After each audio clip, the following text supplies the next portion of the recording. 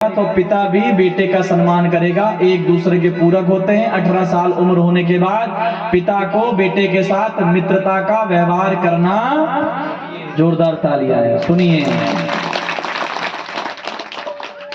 आपने अपने बेटे से अगर गुटखा बुलाए हो तो 10 रुपए का लाएगा, 2 रुपए का तो उड़ा ही देगा पहले।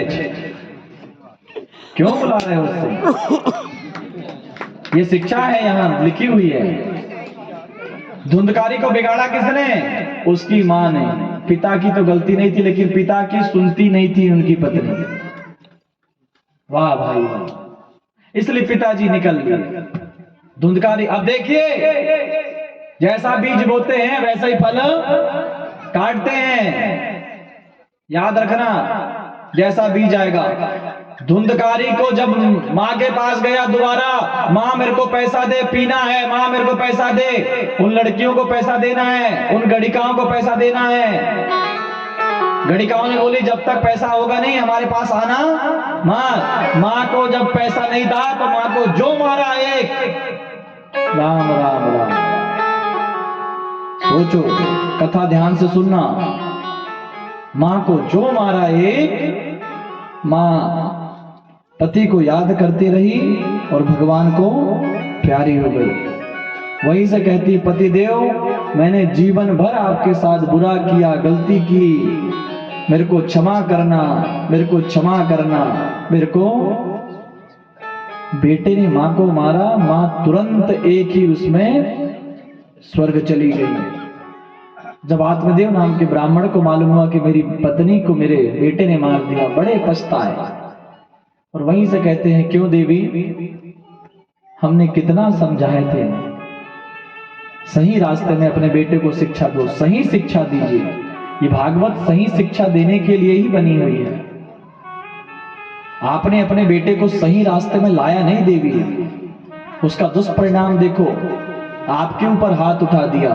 और भागवत पुराण में हम बैठे हुए हैं, अगर किसी बेटे ने अपने माँ बाप को, हाथ तो छोड़ो, अगर आग भी दिखाया, 100 पुराण भी कर ले, अंतिम समय में उसको यही नरक भोगना पड़ेगा। बोल भागवत भगवान की जय हो। जोरदार तालियां बजाओ, आप ही की बात कर रहे हैं।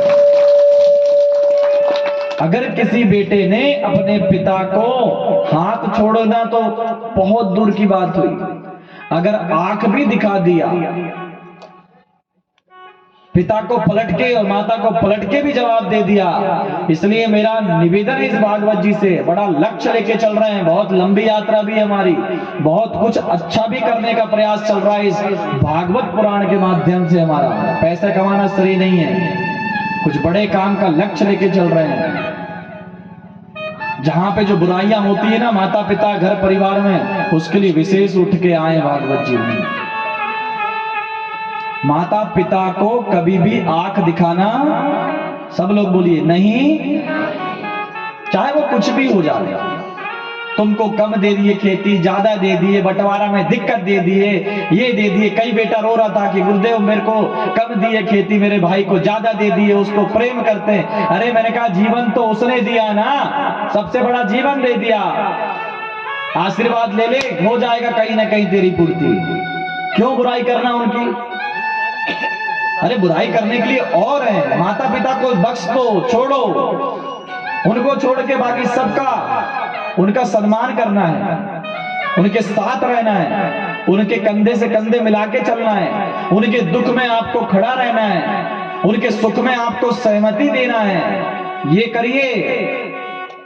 आप अगर अलग कमरे में भी रह रहे हैं लेकिन फिर भी